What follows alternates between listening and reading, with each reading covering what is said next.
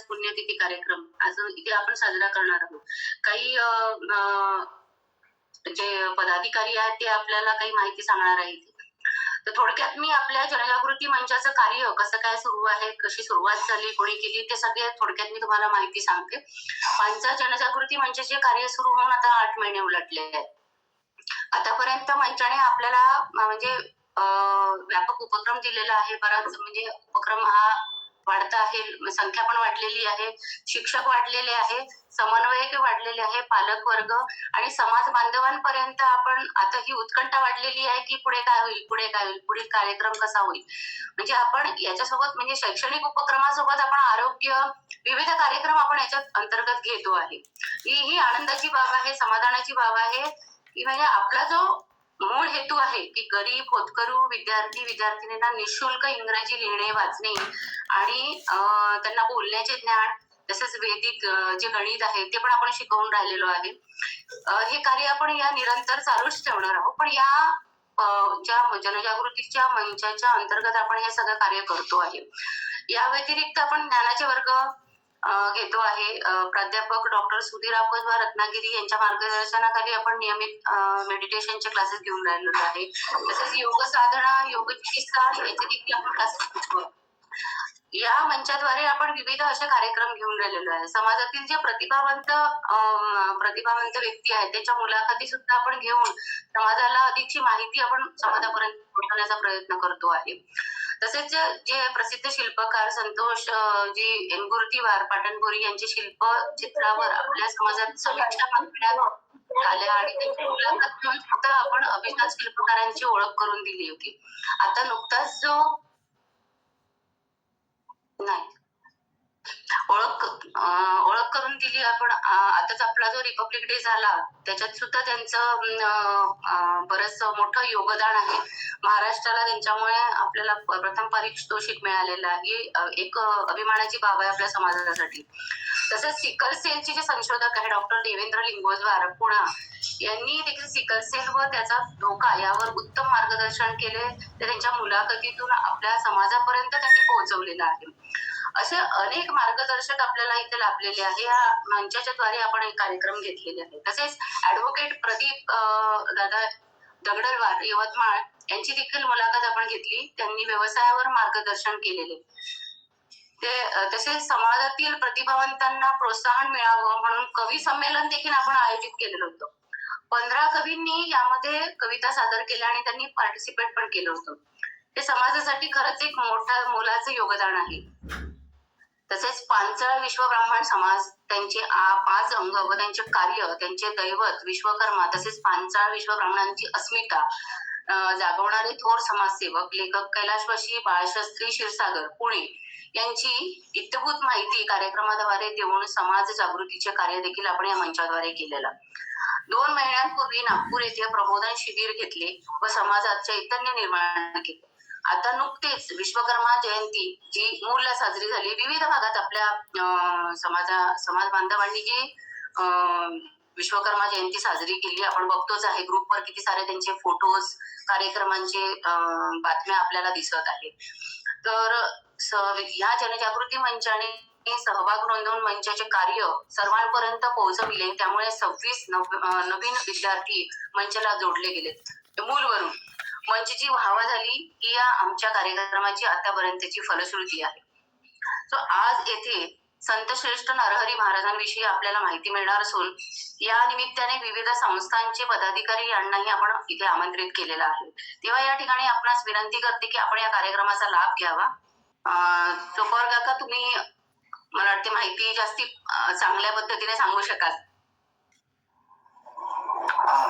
धन्यवाद.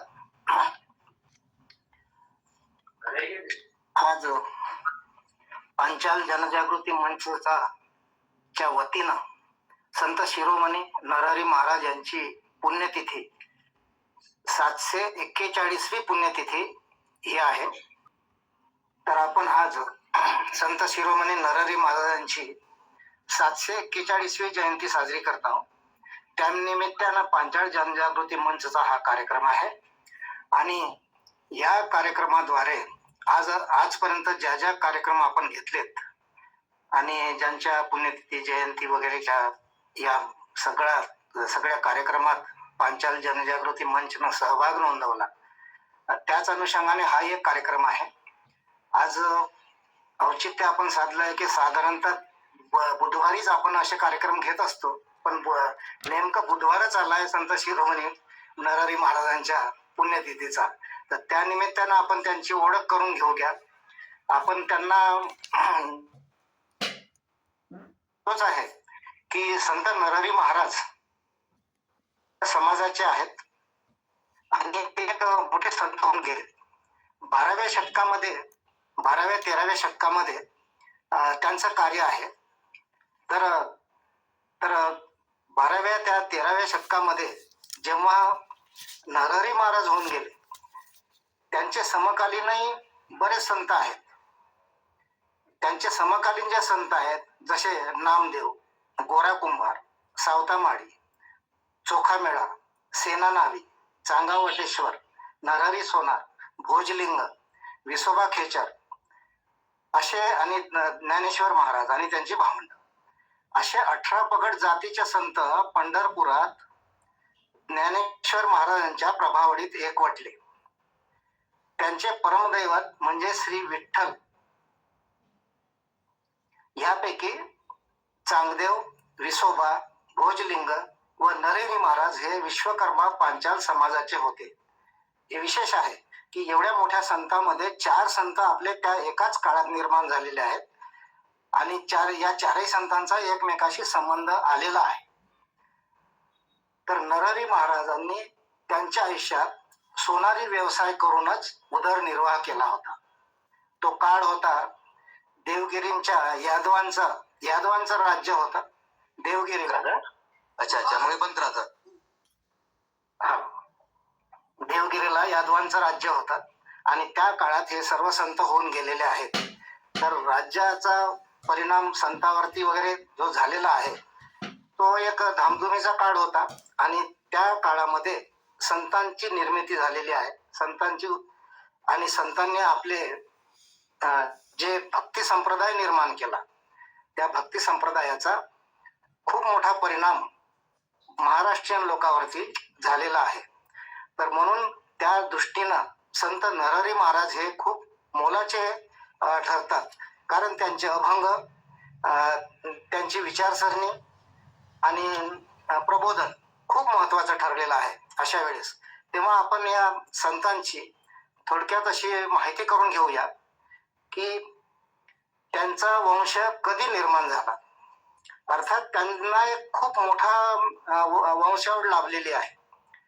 ती इतकी मागे जाते की इसवी सनाच्या 1-2 शतकामध्ये, आता हे संत 12व्या शतकात झालेले आहेत, तर इसवी सनाच्या 1 किंवा 2 शतकापर्यंत ते त्यांचं मूळ मागे जाते.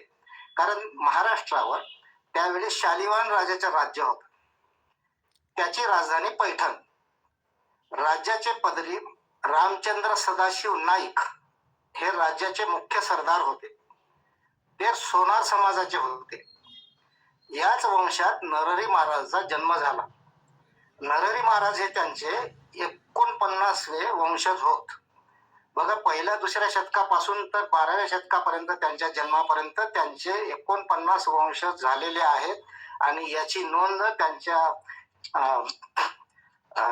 नरहरी मालू या त्यांच्या वंशजांनी ते लिहूनही ठेवलेलं आहे. तर 49 वंश त्यांचे होऊन गेल्या पूर्वीपासूनचा त्यांचा या देशाशी, या प्रदेशाशी, या महाराष्ट्राशी संबंध जुडलेला आहे. अर्थात त्यांचे अनेक वंशज काशीलाही पण राहून गेलेले आहेत. तर पूर्ण भारतच त्यांच्या प्रबोधनाचा, त्यांच्या वंशजाच्या प्रबोधनाचा भाग झालेला आहे. तर रामचंद्र सदाशिव हे शूर सरदार होते. एकदा त्यांनी दिंडीर वनात, जेथे आता पंढरपूर आहे, तिथे दलमाजी नावाचा एक दरोडेखोराचा बंदोबस्त त्यांनी केला होता. कारण हे सरदार होते आणि राजाने त्यांना सांगितलं की तुम्ही त्या दलमाजी नावाच्या दरोडेखोराचा, कारण हे जे जंगल होतं दिंडीरवन हे जे पूर्ण जंगल आहे त्यामध्येच पंढरपूर हा भाग येतो. आता तिथे जंगल नाही आहे. तर त्या दलमाजी नावाच्या दरोडेखोराचा या सरदारानं राम सदाशिव या सरदारानं बंदोबस्त केला. हे राजाला खूप आवडलं आणि म्हणून ती भूमी राजानं रामचंद्र सदाशिवलाच बक्षीस दिली. आता तिथे त्यांनी बक्षीस म्हणून जो एरिया जे जंगल त्यांना मिळालं त्या जंगलामध्येच त्यांनी मग काही भाग जंगल तोडून तिथे साफसूफ केलं. तर त्यावेळेस त्यांना एका ठिकाणी शिवलिंग सापडलं आणि शिवलिंग सापडल्यामुळे मग त्यावेळच्याच त्या वंशजांनी किंवा त्यांच्या नंतरच्या वंशजांनी असेल तिथे एक शिवमंदिर बांधलं. ते शिवमंदिर नंतर काही काळानंतर पडक्या अवस्थेत आलं खरं, परंतु तिथे शिवमंदिर त्या वेळेपासून होतं आणि तेच शिवमंदिर आत्ता विठ्ठलाच्या महाद्वारासमोर मल्लिकार्जुन शिवमंदिर म्हणून आहे आणि त्या शिवमंदिरावरती त्यांच्या वंशजाचा अधिकार होता आणि तो बऱ्याच काळपर्यंत होता. तर अशा रीतीने यांचा हा वंश, प्राथमिक वंश सुरुवात जिथून झाली, तर या वंशात नरहरी महाराजांचे वडील अच्युत सोनार यांनी प्रथम देवगिरीस सुवर्ण व्यवसायाचे दुकान थाटले. आता आपण मधले काही सोडून देत आहोत यासाठी ते थोडं शॉर्टकट व्हावं म्हणून. तर त्यानंतरच्या त्यांच्या वंशामध्ये अच्युत सोनार हे त्यांच्या वंशात जन्मास आले आणि अच्युत सोनारांनी देवगिरीस, जिथे यादवांची राजधानी होती, ते एक मोठं शहर होतं. आज देवगिरीचा किल्ला आपण पाहतो, इथे गाव आहे, पण तिथे एकेकाळी ती राजधानी होती आणि एक मोठं शहर होतं. तिथे सुवर्ण व्यवसाय खूप चांगल्या रीतीने चालत होता. बरेच सुवर्ण व्यवसाय तिथे जमले होते, परंतु मग यांचं दुकान तिथे काही इतकं फारसं चालत नसावं कदाचित आणि त्यांना दुसऱ्या ठिकाणी हलवावं असं वाटलं असेल, म्हणून त्यांनी आपलं सुवर्ण व्यवसायाचं दुकान पंढरपूरला आणलं. तोपर्यंत पंढरपूर तिथे वसलेलं चांगलं मोठं शहर झालं होतं, मोठं गाव झालं होतं आणि तिथे जी मंदिर आहे, विठ्ठल मंदिर आहे, ते विठ्ठल मंदिर सुद्धा तिथे नंतर झालेलं आहे. तर अशा रीतीने पंढरपूरला जेव्हा अच्युत सोनार आले आणि तिथेच ते स्थायी झाले. आता तिथे त्यांच्या मालकीचं म्हणजे त्यांच्या हक्काचं जे मल्लिकार्जुन मंदिर होतं ते नंतर चांगलं करण्यात आलं होतं आणि म्हणून त्यांनी आपल्या पूर्वजाचा हा बांधलेला हे वारसा म्हणून त्यांनी आपला व्यवसाय त्या मल्लिकार्जुन मंदिराचाच सुरू केला. अशा रीतीने त्यांनी आपला व्यवसाय तिथे सुरू केल्यानंतर तिथलेच ते व्यवसायी झालेत, तिथले ते स्थायिक झालेत आणि तिथेच त्यांचं लग्नही झालं. आणि हे अच्युत सोनार आणि त्यांची पत्नी सावित्री यांचे पोटी इसवी सन 1193 म्हणजे शके 1115 परिधावी नाम संवत्सरी श्रावण शुद्ध नवमीस नरहरी महाराजांचा जन्म झाला. अच्युतांच्या पोटी जन्म झाला. तर नरहरी महाराज, नरहरी हे नामकरण सुद्धा विश्वब्राह्मण संत चांगा वटेश्वरांनी केलेला आहे, कारण तिथे त्यांचा एकमेकाशी संपर्क होता. या आधी सुद्धा चांगा वटेश्वरांच्या दर्शनाला ते अच्युत सावित्री गेलेले होते आणि त्यांना आशीर्वादही दिला होता की तुम्हाला एक उत्तम गुणाचा पुत्र होईल. आणि म्हणून नरहरीच्या जन्माच्या वेळेस चांगा वटेश्वर इथे आले आणि त्यांनी नरहरी हे नामकरण चांगा वटेश्वरांनी केलेलं आहे. तर पुढे मोठे झाल्यानंतर नरहरींनी आपला सुवर्ण व्यवसाय आपल्या हाती घेतला आणि तो त्यांनी सुद्धा निरंतर चालवला आणि हे सगळं पंढरपूरला झालेलं आहे. ते पंढरपूरला शिवभक्त असल्याने आता यांच्या कुळात शिवभक्ती ही आधीपासून आहे. मल्लिकार्जुन हे शिवालयच आहे आणि त्यांची शिवभक्ती ही पूर्वापार चालत आलेली आहे. आणि म्हणून ते एवढे कट्टर झाले की ते शिवभक्त असल्याने त्यांनी मल्लिकार्जुनाशिवाय अन्य देवाची भक्ती त्यांनी जवळजवळ नाकारली असं म्हणता येईल. म्हणजे अगदी जवळच विठ्ठल मंदिर असताना सुद्धा ते विठ्ठलाच्या मंदिरात जात नसत. पंढरपुरात आणि सर्व महाराष्ट्रात, आंध्र, कर्नाटक इथून त्या पंढरपूरला भक्त येत असत आणि मोठे मेळावे भरत असत भक्तांचे. मेळेच्या मेळे लोंढे येत. परंतु तिथे अगदी जवळ असून सुद्धा नरहरी महाराज हे कधी त्या मंदिरात गेले नाही आणि त्यांनी त्यांच्याशी संबंध सुद्धा. तर एकदा काय झालं, ते त्र्यंबकेश्वरला ते आपल्या आई वडिलांसोबत गेले. त्र्यंबकेश्वरला जे ब्रह्मगिरी आहे, त्र्यंबकेश्वरला जे आता डोंगर आहे त्याला ब्रह्मगिरी नाव आहे. तर ते ब्रह्मगिरी तिथे आधीपासूनच शिवपीठ होते. शिवालयच हा पूर्ण परिसर तो शैव धर्मीय होता. दुसऱ्या धर्माचा तिथे शिरकाव क्वचितच झाला असेल किंवा नंतर झाला. परंतु त्या काळात ते सर्व तिथं एवढेच नव्हे तर आळंदी सुद्धा शिवपीठच होतं. शिवालय जागोजागी होती, शिवपिंड जागोजागे होते. आणि तिथे त्या ब्रह्मगिरीवर गोरखनाथाचे शिष्य गहिनीनाथ यांचा आश्रम होता. तर अच्युत सोनारांनी आपल्या मुलाला नरहरीला घेऊन गहिनीनाथाच्या दर्शनाला गेले. तिथे त्यांच्या सोबत नाशिकचे श्रीपत सोनार व त्यांची 8 वर्षाची मुलगी गंगा ही पण सोबत होती. ते नाशिकचे होते आणि हे त्र्यंबकेश्वरला त्यांच्या सोबत मिळून गेले होते. तर श्रीपत सोनार आणि अच्युत सोनार यांची मग ओळख झाली आणि ते एकत्रितरित्या गहिनीनाथाच्या दर्शनाला गुफामध्ये गेले. गहिनीनाथांनी गहिनीनाथाच्या चरणी मस्तक ठेवताच गहिनीनाथांना काय वाटलं आणि नरहरींना काय वाटलं माहिती नाही. ते एकमेकाकडे एवढे आकर्षित झाले की गहिनीनाथांनी एक शिष्य म्हणून नरहरीला आपली दीक्षा दिली. त्यांना एक वेगळीच अनुभूती आली असणार. तर तिथे त्यांनी गहिनीनाथांनी त्यांना दीक्षा दिली आणि त्यांनी म्हटलं की हे नरहरीला या नाथपंथाची मी दीक्षा देत आहे. तर हा एक पुढे जाऊन या पंथाचा उत्कर्ष करेल आणि मोठा संत होईल, हाही आशीर्वाद त्यांनी त्यावेळेस दिला होता. याच गहिनीनाथांनी पुढे ज्ञानेश्वराचे ज्येष्ठ बंधू निवृत्तीनाथ यांना सुद्धा दीक्षा दिली आणि निवृत्तीला निवृत्तीनाथ केलं. तो नाथपंथी आणि नरहरी सुद्धा नाथपंथीच. तर अशा रीतीने निवृत्तीनाथांनी मग ज्ञानेश्वराला दीक्षा दिली आणि त्यांच्या भावंडांना दीक्षा दिली आणि हे संपूर्ण कुटुंब नाथपंथी झालं.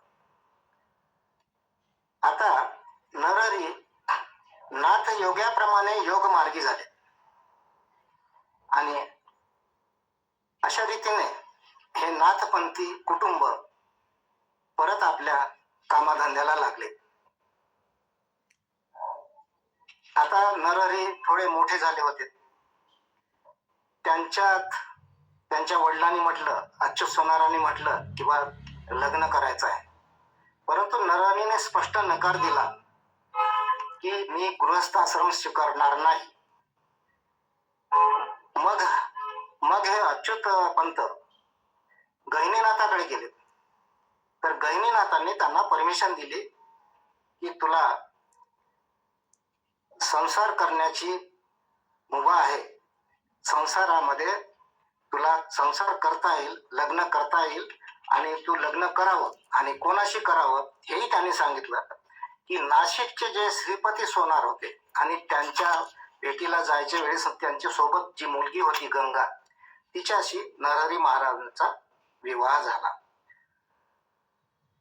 परंतु पुढे थोड्याच दिवसामध्ये नरहरीच्या माता पित्यांनी एकाच वेळेस देहत्याग केला. अशा रीतीने नरहरी कुटुंबवत्सल झाले खरे, परंतु त्यांनी आपल्या माता पिता गमावल्या आणि लवकरच ते पोरके झाले असं म्हणायला हरकत नाही. परंतु नरहरी महाराजांची शिवभक्ती एवढी तीव्र होती आणि त्यात आता योगमार्गाची दीक्षा घेतलेली आणि त्याच्यामुळे ते भगवान शिवाशिवाय अन्य कोणाचीही उपासना करीत नसत.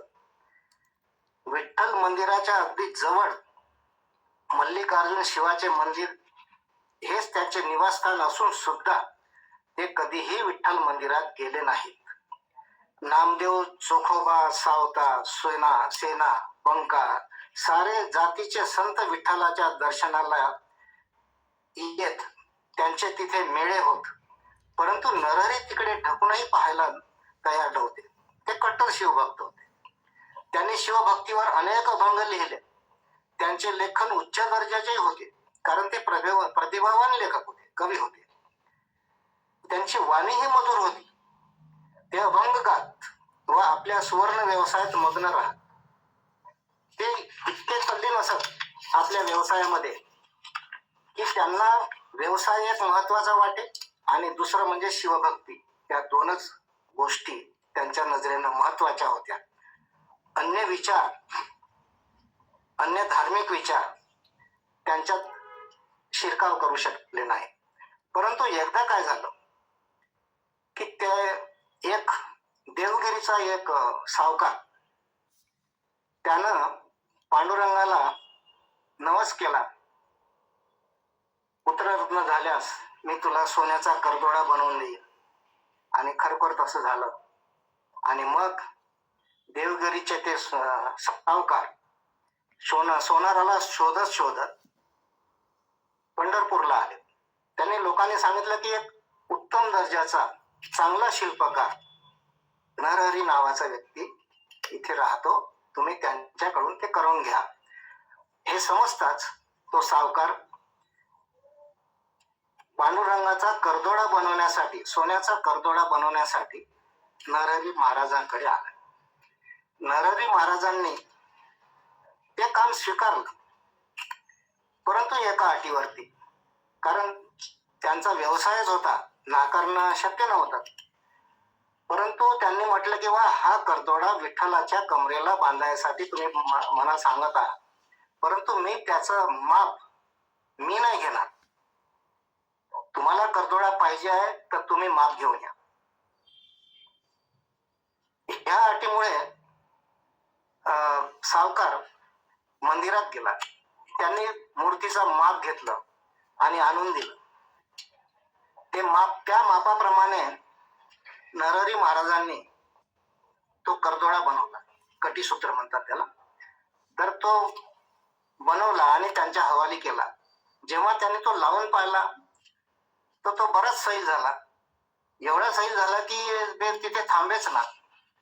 आणि मग ते परत आले नरहरी महाराजाकडे की हा खूप सैल झालेला आहे, तर तुम्ही तो आखूड करून द्या. आणि त्यानुसार त्यांनी ते कटीसूत्र आखूड करून दिलं आणि पुन्हा नेऊन लावून पाहिलं तर लागेच ना त्याला. हा काय चमत्कार आहे हे समजेना कोणाला. आणि तो सावकार हैराण झाला. शेवटी त्याने विनवणी केली की तुम्ही स्वतः गेल्या विना, माप घेतल्या विना करदोडा बरोबर होणार नाही. आणि मग नाईलाज झाला, कारण हा त्यांच्या धंद्याचा प्रश्न होता. नाही बनवावं तर म्हणजे त्यांच्या व्यवसायाचा प्रश्न होता. आणि त्याच्यामुळे ते स्वतः मंदिरात गेले. परंतु कसे गेले? डोळ्यावर पट्टी बांधून, कारण त्यांना विठ्ठलाचं तोंड पाहायचं नव्हतं. आणि त्यामुळे ते डोळ्यावर पट्टी बांधून आणि त्या मंदिरात गेले. त्यांनी स्वतःच्या हाताने मूर्तीचे कमरेचं माप घ्यायचं म्हणून ते माप घेऊन गेले होते. परंतु ते जेव्हा कमरेला हात लावला तर तेव्हा ते मूर्ती शिवाची भासू लागली. त्यांनी अन्य शरीराला चाचपून पाहिलं तर गळ्यात त्यांना सर्पबंध दिसला, सर्पाचे दिसलं आणि त्यांच्या त्या प्रत्यक्ष मूर्तीला स्पर्श करताच त्यांना असा भास झाला की ही शिवाची मूर्ती आहे, सर्वत्र शिवच आहे आणि शिव हे माझं परम दैवत असताना मी कसा पापी माणूस की त्याच्या समोर त्यांची मूर्ती न पाहता डोळ्यावर पट्टी बांधून आहे, हे चुकीचं आहे असं त्यांना वाटायला लागलं. आणि लगेच त्यांनी तात्काळ पट्टी सोडून त्या मूर्तीकडे पाहिलं तर काय आश्चर्य, ती मूर्ती जशी होती तशीच होती. ती मूर्ती विठ्ठलाचीच होती. विठ्ठलच त्यांना तसा भास देत होता. पटकन त्यांनी डोळ्यावरती पुन्हा पट्टी बांधली आणि पुन्हा पाहिलं तर तोच भास, तेच शिवालय, तेच मूर्ती, तसंच त्यांना भास होऊ लागला. आणि मग त्यांना असं वाटलं की यामध्ये आपण जो दुराग्रह किंवा आग्रह म्हणा धारण करून बसलेलो आहोत की शिवाची मूर्तीशिवाय अन्य प्रतिमा पाहायची नाही, आणि म्हणून हा तुझा भाव माझ्या मनात निर्माण झाला, हे त्यांना लक्षात आलं आणि खात्री पटली की शिव काय, विष्णू काय, देव एकच. कारण आपण नासमजपणानं देवतांमध्ये भेद करतो. त्यांनी मग त्या अभंगात असं म्हटलं, शिव आणि विष्णू एकची प्रतिमा, ऐसा ज्याचा प्रेमा सदोदित, सोनार नरहरी न देखे द्वैत, अवघा मूर्ती म्हणत एक रूप. त्यांनी अभंगातून ते वर्णन केलेलं आहे. त्यांना जेव्हा साक्षात्कार झाला की देव एकच असतो, मूर्त्या जरी अनेक असल्या तरी देव एक असतो, हा साक्षात्कार त्यांना झाला. आणि तेव्हापासून ते वारकऱ्यात मिसळू लागले की वारकरी तेच म्हणत होते. तेव्हा ते वारकऱ्यात मिसळले. तेव्हाच मग ज्ञानेश्वराशी त्यांचा संपर्क आला. त्यांचा अध्यात्म मार्ग नंतर व्यापक झाला. ज्ञानेश्वर ही नाथ संप्रदायी योगी गुरुमार्गी असूनही पुढे ते लोकात आले, भक्ती मार्गी झाले, विठ्ठलाच्या नामसंकीर्तनात रमले. सर्व संत ज्ञानेश्वराचे ठाई एकवटले. त्यात आता नरहरी सोनारही सामील झाले व विठ्ठलाचे अभंग रचू लागले. शिव, विष्णू, कृष्ण, विठ्ठल एकच असल्याचे अद्वैत तत्वज्ञान त्यांनी निर्माण केलं. मल्लिकार्जुनाची भक्ती करीत असताना त्यांना जे पुत्ररत्न झाले त्याचे नाव त्यांनी मल्लीनाथ ठेवले होते. परंतु आता ते विठ्ठल भक्तही झालेत, म्हणून त्यांना जेव्हा दुसरं पुत्ररत्न झालं त्याचं नाव त्यांनी नारायण ठेवलं. अशा रीतीने दोनही शिव आणि विष्णू एकची प्रतिमा ह्या गोष्टीत त्यांनी आपल्या मुलांची नावं त्या पद्धतीनेच ठेवली. ज्ञानेश्वराच्या प्रभावाने त्यांच्यात आमूलाग्र बदल झाला. त्यावर आपल्या अभंगात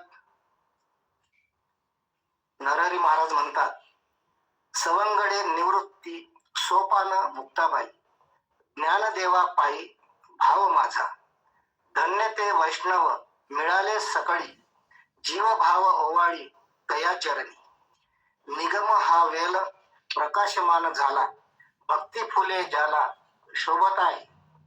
अशा रीतीने त्यांनी ज्ञानेश्वर महाराजांविषयी कृतज्ञता बाळगली. त्यांच्यामुळेच आम्हाला म्हणजे नरहरी महाराजांना आणि त्यांच्या कुटुंबांना हा एक नवीन निगम सापडला. पूर्वी जो त्यांचा वेल होता तो शिवभक्तीचा होता, त्याला आगम साहित्य म्हणतात. आणि वैष्णव भक्तीचा हा नवा प्रवाह त्यांच्यात निर्माण झाला, त्यांना निगम असं म्हटलं जातं. म्हणून त्यांनी अभंगात आपल्याला म्हटलेलं आहे की निगम हा वेल प्रकाशमान झाला, भक्ती फुले ज्याला शोभत आहे. ते पूर्वी योगी होते आणि त्यांची भक्ती गुरुभक्ती होती. परंतु आता ही भक्ती सर्वसुख झाली, सर्वव्यापी झाली. कारण गुरुभक्तीमध्ये, आता गुरुभक्ती हा शब्द आता आपण वापरतो, परंतु तो भक्ती नसून ते गुरु मार्गी, आणि आता ते म्हणजे सर्व लोकांमध्ये आलेत. विशिष्ट एकाच गुरुच्या मागे न राहता, एकाच गुरुच्या मध्ये न अटकता ते सर्व लोकांमध्ये आलेत, लोकांतात आलेत. म्हणून हा निगम वेल प्रकाशमान झाला असं त्यांनी म्हटलेलं आहे. नरेरी आता नुसते सुवर्ण कारागीर राहिलेले नाहीत. त्यांची कारागिरी अध्यात्मातून प्रकट होऊ लागली. त्यांच्या सुवर्णकारीचा व्यवसाय आध्यात्मिक झाला. त्यावर त्यांचा प्रसिद्ध अभंग देवा तुझा मी सोनार हे सर्वांच्याच परिचयाचा आहे. आता सर्वांच्या परिचयाचा असल्यामुळे मी इथे ते सांगत नाही. तर हा अभंग अत्यंत महत्वाचा आणि त्यांच्या आध्यात्मिक व्यवहार सांगणारा आहे, आणि म्हणून तो हा अत्यंत प्रसिद्ध अभंग नरहरी महाराज कदाचित या अभंगामुळे ओळखत असावेत इतर लोकांना, असं मला वाटते. इतकं ते महत्वाचं आहे. तर आता नरहरी पैलतीरी लागले त्यांची नजरा. त्यांचं वय झालं होतं, त्यांचे डोळे पैलतीरी लागले. त्यांनी सर्व साधू संतांच्या भेटी घेतल्या, आणि एक दिवस ते विठ्ठलाच्या कटीशी आलिंगन देताच तेथेच ते कटिबद्ध झाले. आता इतिहासकार असं लिहितात की तिथे ते त्या कटीसूत्राशी संबंधितच गोष्टी त्यांच्या आयुष्यात पुढे घडल्या, आणि त्या विठ्ठलाच्या कटीशी ते कटिबद्ध झाले असं म्हटलं जाते. तो दिवस होता शके 1207 माघ वद्य तृतीया, जी आज आहे माघ वद्य तृतीया. नरहरी महाराज याच दिवशी वैकुंठवासी झाले. आज त्याच दिवसाची स्मृती आपण जपत आहोत, आणि त्यांच्याविषयी कृतज्ञ भाव आपण व्यक्त करत आहोत की नरहरी महाराज हे आपल्या समाजाचे होते.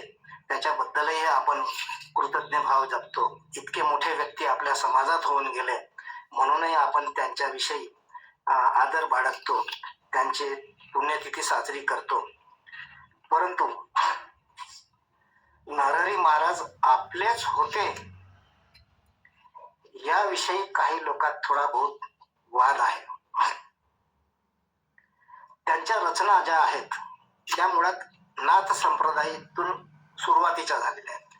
त्यामध्ये त्यांनी शिवस्तुतीपर रचना केल्या. वारकरी झाल्यानंतर भागवत संप्रदाय विचारावर रचना, परंतु त्याआधी चांगदेवाच्या संपर्कात आल्याने भगवान विश्वकर्मावरही त्यांच्या रचना आहेत.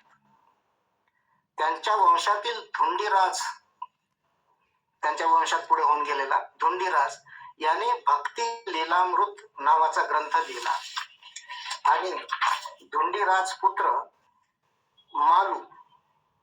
पुत्र त्याचा पुत्र मालू याने मालू तारण नावाचा ग्रंथ लिहिला. त्यामध्ये त्यांचा पूर्ण वंशाचा इतिहास तिथे आलेला आहे, आणि त्या मालू तारण म्हणजे ग्रंथामुळे, मालूनं लिहिलेल्या ग्रंथामुळे आपल्याला त्यांच्या पहिल्या मूळ वंशापासूनची सगळी वंशावळ आपल्याला समजते. अन्यथा हे समजणं मोठं कठीण होतं. तर त्या मालूने सुद्धा नवनाथ भक्ती कथासार हा ग्रंथ लिहिला. कारण नवनाथ भक्ती नाथपंथाची आहे, आणि नवनाथाची त्याच्यात कथा आलेल्या आहेत, आणि हे सुद्धा समग्र आजही भक्तिभावाने हा ग्रंथ वाचला जातो. तो धोंडीसूत मालूनं लिहिला, आणि हे सर्व लोक वाचतात. ते आपलेच लोक वाचतात असं नव्हे, सर्व समाज वाचतो. आणि हा नाथ भक्ती करणाऱ्या नाथ संप्रदाय लोकांनी आणि नाथ लोकांसाठी सर्वांसाठी तो ग्रंथ लिहिला. तर हा आणखी एक त्यांचे दुसरे एक वंशज होऊन गेले की त्यांचं नाव बाळकृष्ण बुवा. तर बाळकृष्ण बुवा यांनी विश्वकर्म पुराण लिहिले.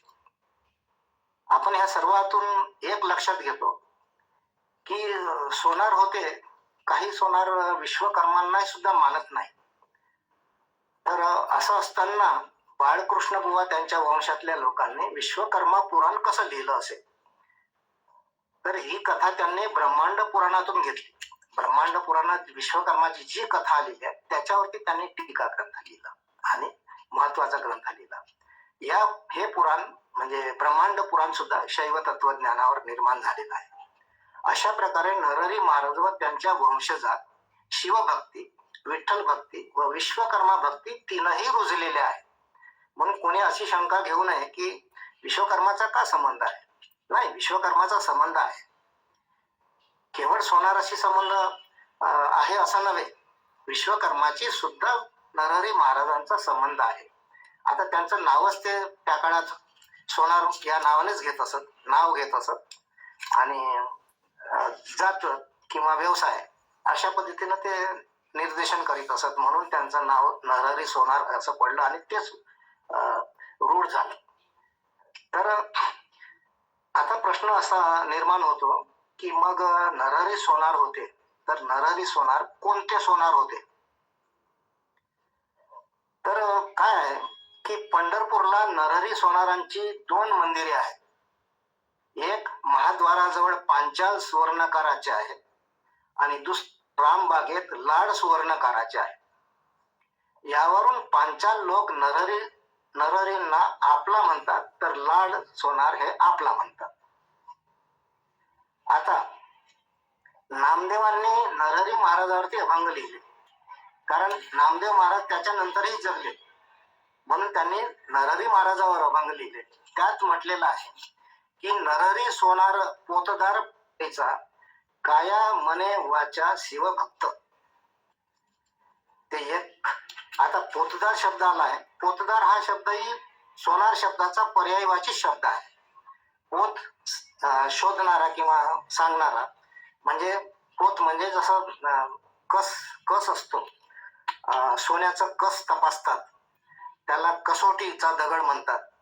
तर ते जे वापरून सोनं शुद्ध किती चांदी शुद्ध किती हे ठरवणारा तो पोतदार. अशा रीतीने पोतदार हा शब्द सुवर्णकाराचाच पर्यायी शब्द आहे आणि नामदेव महाराजांनी त्यांना पोतदार म्हटलं आहे. परंतु आणखी काही गोष्टी म्हटलेल्या आहेत नामदेवांनी. तर पुढे ते असं म्हणतात, आडनाव महामुनी कुळे मेहत्रे वतन मिराशी दुकान महाद्वारी. मिराशी म्हणजे वतनदारीने मिळालेलं. आता ते मल्लिकार्जुनाच्या मंदिरातच त्यांचं दुकान होतं. मग ते मल्लिकार्जुनचं मंदिर त्यांची वतनच होती म्हणून त्यांनी मिराशी शब्द वापरलाय. मिराशी म्हणजे वतनदारी. तर महाद्वारात आहेत म्हणजे विठ्ठलाच्या महाद्वारात, विठ्ठलाच्या समोर जे आहे गेट आहे त्याला महाद्वार म्हणतात. तर त्या महाद्वारी त्यांचं दुकान होतं आणि त्यांचं आडनाव महामुनी होतं असं नामदेव महाराज म्हणतात. त्यानंतर रामभाऊ चिचमला पुरे हे एक नागपूरला एक लेखक होऊन गेले. तर त्यांनी नरहरी महाराजावरती एक पुस्तक लिहिलं. त्यात चक्क त्यांनी म्हटलेलं आहे की नरहरी महाराज हे माडवी सोनार होते. आता भक्ती कथामृत नावाचं एक आणखी पुस्तक आहे. त्या पुस्तकात मात्र त्यांचं उपनाम उदावंत म्हटलेलं आहे आणि उदावंत हे उपनाम असलेले जर सोनार कोणते असेल तर लाड सोनार आहे असं तिथे त्याचा अर्थ निघतो उदावंत म्हटल्यामुळे. असे विविध इतिहासामध्ये त्याच्या नोंदी आहेत. संत नामदेवांनी नरहरी सोनारांची आरती लिहिली, हे विशेष आहे. त्या आरतीमध्ये त्यांनी म्हटलं आहे, ब्रह्मरूढ होऊने जाती पंचाल सोनार भक्ती बडे स्थापियेला विष्णू मस्तकी हर. बघा, ब्रह्मरूढ होऊने जाती पंचाल सोनार. ब्रह्मरूढ म्हणजे हे ब्राह्मणाचं बिरुद आहे. ब्राह्मण तत्वज्ञान आहे आणि ब्राह्मण रूढी परंपरा आणि नीती नियम आहेत. ते घेऊन जाती पंचाल सोनार भक्ती बडे स्थापियेला आपल्या भक्तीनं त्यांनी विष्णूच्या मस्तकावर हर, विठ्ठलाच्या मस्तकावर जो पेंड त्याचा पेंड असा दिसतो त्यावरती मुकुट आहे त्याच्यामुळे ते दिसत नाही, परंतु तो हर म्हणजे शिवाचं शिवलिंग आहे असं त्यांना म्हणायचं असावं. म्हणून भक्ती बडे स्थापियेला विष्णू मस्तकी हर असं म्हटलंय. याच आरतीत आणखी एका ठिकाणी त्यांनी म्हटलेलं आहे, विश्व ब्रह्मकुल आणि मनुमय त्वष्टा शिल्पी याचाही उल्लेख केलेला आहे आणि गोत्र सनातन म्हटलेलं आहे. आता हे सगळं नामदेव महाराजांनी म्हटलेलं आहे, ते अधिकृत मानायला हरकत नाही, परंतु त्यांनी विश्वब्रह्म कुल असं म्हटलेलं आहे, म्हणजे विश्वब्राह्मण आहेत. त्या काळात विश्वब्राह्मण शब्द अस्तित्वात नव्हता, परंतु विश्वब्रह्म असा शब्द जेव्हा वापरतात विश्वब्रह्म कुल, तेव्हा ते विश्वब्राह्मण कुलाचे आहेत असं मानायला हरकत नाही. आणि म्हणूनच त्यांनी मनुमय त्वष्टाशिल्पी दैवज्ञाचाही उल्लेख केलेला आहे आणि गोत्र सनातन म्हटलेलं आहे. तर आपल्या गोत्राच्या मूळ गोत्रामध्ये सुद्धा सानद, सनातन, अवगुण, प्रत्न, सुपर्ण असे 5 गोत्र मूळ गोत्र आहेत. त्यापैकी सनातन एक आहे आणि ते हा शब्द त्याच्याशी जुळतो आणि त्याच्यामुळे पांचाल सोनार म्हटलेला आहे, ब्रह्मकुल म्हटलेला आहे, ब्रह्मकुल म्हटलेला आहे, सनातन गोत्रही म्हटलेलं आहे. या सर्व गोष्टींचा उलगडा आपल्याला झाला असेलच. त्यानंतर 300-400 वर्षांनी तुकाराम महाराज झाले, त्याच परंपरेतले. तर त्यांनी सुद्धा नरहरी महाराजांविषयी लिहिलेलं आहे की ब्राह्मण तो खरा नरहरी सोनार, ज्यासाठी शंकर मुकुटी वाहे. याच्यातून आपल्याला लक्षात येते की तो खरा ब्राह्मण आहे,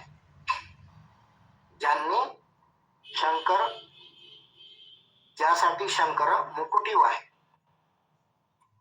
तर विठ्ठलाच्या मुकुटावरती त्याने शंकर आणि विठ्ठल एक रूप केला असा त्याचा म्हणण्याचा अर्थ आहे. तुकाराम महाराज सुद्धा खरा ब्राह्मण या शब्दाचा विश्वब्राह्मण असाच त्याचा अर्थ निघतो. आणि म्हणून नरहरी सोनार हे आपलेच आहेत, दुसरे नाही आहेत. आणि आपणही त्यांना भक्तिभावाने सर्व गोष्टी आपण त्यांच्यासाठी केल्या पाहिजेत आणि त्यांचंही आपल्या संतांच्या मालिकेत त्यांना महत्वाचं स्थान दिलं पाहिजे. आणि कोणताही दुजाभाव किंवा भेदभाव न करता, कारण त्यांनी भेदभाव नाही केला, त्यांनी देवादेवात भेदभाव केला नाही, जाती जातीत भेदभाव केला नाही. आणि हाच संदेश आपल्याला नरहरी महाराजांपासून मिळतो. आज आपण इथे सर्व एकत्र जमून नरहरी महाराजांची पुण्यतिथी या पद्धतीनं आपण एका अभिनव पद्धतीनं साजरी करतात असं म्हणायला हरकत नाही. आणि म्हणून मी हे नरहरी महाराजांचं थोडक्यात चरित्र आपल्या समोर मांडलं आणि ते आपल्याला समजलं असेलच. आणि म्हणून हा सोहळा इथेच पूर्ण केला. आणि यानंतर मी डॉक्टर अनिल दादा मंगळवार यांना विनंती करते की त्यांनी आपले 2 शब्द किंवा माहिती आम्हाला सांगावी आणि संचलन त्यांच्या हातात घ्यावं. धन्यवाद डॉक्टर चक्रपाणी चोप्पावर मामाजी. आज नरहरी महाराजांच्या पुण्यतिथीच्या निमित्ताने आम्हाला आपल्या समाजाचे दैवत, आपल्या समाजाचे संत ज्यांना आपण मान देतो त्यांच्याबद्दल डॉक्टर चक्रपाणी चोप्पावार यांच्या माध्यमातून नेहमीच माहिती मिळत राहते.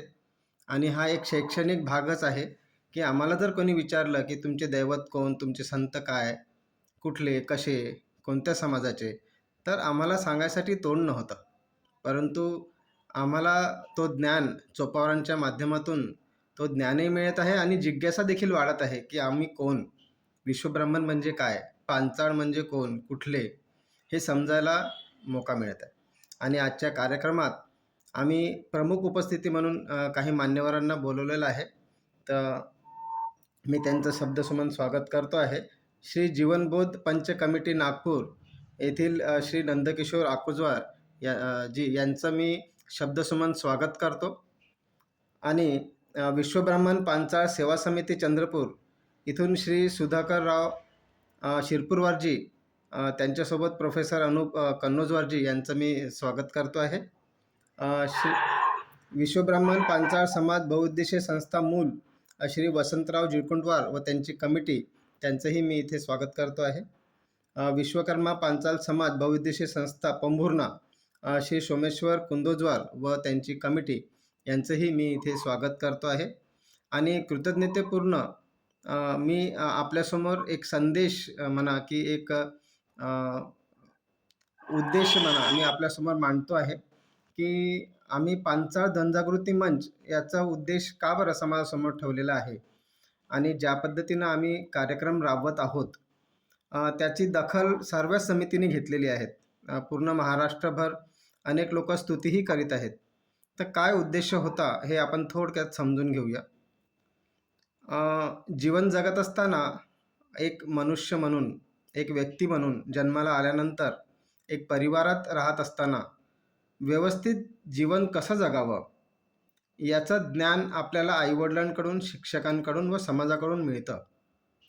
परंतु आज आधुनिक युगात ज्या पद्धतीनं समाज प्रगती करत आहे, हा देश, विदेश, पूर्ण ब्रह्मांड प्रगती करत आहे, जी गती आहे प्रगतीची आणि प्रगतीची जी दिशा आहे त्यामध्ये प्रत्येक परिवाराला, प्रत्येक पालकाला आपल्या मुलाला कसं घडवायचं हा आज एक प्रश्नचिन्ह झालेला आहे. मोबाईलच्या व कम्प्युटरच्या युगामध्ये चांगलं ज्ञान व चुकीचं ज्ञान दोन्हीही सोबत मोबाईलच्या माध्यमातून मिळत आहे. गुरु किंवा पालक यांच्याकडून कमी ज्ञान प्राप्त होत आहे, कारण तेही कुठे ना कुठे गुंतलेले आहेत आपल्या आर्थिक तंगीमध्ये म्हणा, आपल्या जीवनशैलीमध्ये म्हणा. तर हा खरोखरच एक प्रश्नचिन्ह आहे. कारण आज अनेक समस्या आहे. आर्थिक समस्या तर आहेच, पण सोबत शैक्षणिक देखील समस्या आहेत, आरोग्य देखील समस्या आहे, मानसिक आजार नकळत आपल्याला घडत आहे, आपल्या बाळाला घडत आहे, व्यावहारिक आजार देखील आपल्याला घडत आहे. म्हणजे अज्ञानता नकळत आपल्यात रुजत चाललेला आहे. अशा परिस्थितीमध्ये अनेक तज्ज्ञांसोबत चर्चा करून आम्ही हे उपक्रम राबवत आहोत. नकळत मोबाईल आपल्याला चुकीची धारणा निर्माण करत आहे, नकळत समाजामध्ये चुकीचे व्यवहार आपल्याला कळत आहे आणि आपण अहंकारी, चोर, त्याला काय म्हणता येईल, अशा अनेक व्याभिचारी विचारांचे आपण होत चाललेलो आहोत, पण आपल्यालाच कळत नाही आहे. शाळेत, उच्च शिक्षित शाळेत टाकल्यानंतर ते मुलं करिअर ओरिएंटेड होत आहे, करिअर बनत आहे, पण व्यावहारिकदृष्ट्या कुठंतरी मागासत आहेत. म्हणजे जे संयुक्त फॅमिलीचा जो आनंद होता, संयुक्त फॅमिलीचे जे संस्कार होते ते कुठंतरी दुरावत चाललेले आहेत. असे अनेक विषय आहेत. आज इतके तंत्रज्ञान आहेत, इतके तज्ज्ञ डॉक्टर आहेत, पण मोठे मोठे आजार, कॅन्सरसारखे आजार, थायरॉईड, शुगरसारखे आजार आपल्याला जडत जात आहे. तर आम्हाला वाटलं की चला आपण सर्वजण मिळून एक उपक्रम राबवूया. आपल्या विश्वब्राह्मण समाजामध्ये तत्त्वज्ञानाची कमी नाही आहे. आपल्या विश्वब्राह्मण पांचाळ समाजामध्ये तज्ज्ञ लोकांची कमी नाही आहे. आज डॉक्टर चक्रपाणी चोप्पावार, डॉक्टर अविनाश चल्लेलवार, असे डॉक्टर सुधीर आकोजवार, असे अनेक लोक आहेत जे मानसिक, शारीरिक, डॉक्टर कटलावार, शुभांगीताई, असे अनेक तज्ज्ञ आपल्यासोबत उपलब्ध आहेत की ज्यांच्या माध्यमातून आणि असे अनेक तज्ज्ञ आहेत यांच्या माध्यमातून आपण समाजाला कोणतं ज्ञान द्यायचं, कोणते संस्कार घडवायचे. आज पालक कसा असायला पाहिजे, ठीक आहे, मानतो सर्वजण शिक्षित असाल, परंतु कुठे ना कुठे कोणता ना कोणता ज्ञान कमी पडतो. तर तो ज्ञान तज्ज्ञांच्या माध्यमातून आपण उपलब्ध करून जर आपल्या समाज पिढीला दिलं तर आणखी चांगला समाज घडू शकते. एक उदाहरण देतो. एक सामान्य व्यक्ती थोडंसं ज्ञान प्राप्त केलं तर उत्कृष्ट ज्ञानातून तो उत्कृष्ट व्यक्तिमत्व घडवू शकतो. तसंच जर समाजाला घडवण्यासाठी आपण PhD झालेले, डॉक्टरेट झालेले लोकांचं ज्ञान जर दिलं तर वाईट काय आहे हो, हे मला सर्वांना जाणवून द्यायचं होतं. आम्ही वर्षभरापासून, 8 महिन्यापासून हा प्रयत्न करतो आहे आणि निःशुल्क जाणवून दिलं की आपल्या समाजात सेवा देण्यासाठी अनेक तज्ज्ञ लोक उपलब्ध आहेत. त्या तज्ज्ञांचा वापर करून महिन्यातून, 2 महिन्यातून ऑफलाईन जर कार्यशाळा निर्माण केली. एक एक्झाम्पल देतो. मी जसा डॉक्टर आहे, नाडी परीक्षण सुरू केली, छोट्या छोट्या आजारांवर घरगुती उपचार कसा करायचा आणि आपण आजारापासून मुक्त कसं व्हायचं. डॉक्टर सुधीर आकोजवार जी आहेत, ध्यान साधना काय आहे, ध्यान साधनेतून मानसिक आजार व आर्थिक समृद्धी कशी गाठता येईल, घरात सुखशांती कशी गाठता येईल, अशा पद्धतीचे अनेक विषय, गणित, इंग्लिश, याच्यामध्ये जर आपण तज्ज्ञ झालो तर समाज खरोखर घडेल ना. दुसरं प्रश्नचिन्ह असं आहे की जर ज्या समाजाला घडवलं नाही तो समाज आपोआप घडेल आणि आपोआप घडलेला समाज हा चुकीच्या मार्गावर जाण्याची शक्यता जास्त आहे. माझ्या आजच्या कार्यक्रमात आलेले मान्यवर यांना हेच निदर्शनास आणून द्यायचं आहे की समाज आपोआप घडत आहे. समाजाला घडवण्यासाठी तज्ज्ञांचा वापर करून चांगल्या पद्धतीने जर आपण घडवलं तर समाजामध्ये चांगली पद्धतीने घडेल. म्हणण्याचं तात्पर्य की आपण जेव्हा कोमटी समाज बघतो, ब्राह्मण समाज बघतो, इतर समाज बघतो, तर त्यांच्या तुलनेमध्ये आपला समाज कुठं आहे याचा आपण आराखडा काढला का? आणि काढला असेल तर हे सुज्ञ शब्द घेऊन आजच्या मी सर्व मंडळींना विनंती करतो की आपण जे दखल घेतली, आपण जे बघत आहात याच्यावर आपले मनोगत व्यक्त करावं आणि यानंतर आपण आमच्या या उपक्रमाचा लाभ कशा पद्धतीनं घरोघरापर्यंत तुमच्या समितीच्या अंतर्गत येणाऱ्या शहराच्या प्रत्येक व्यक्तीपर्यंत कशा पद्धतीनं पोहोचवण्यास सहकार्य करू शकता याच्यावर कृपया करून आपले एक एक मनोगत मांडाल.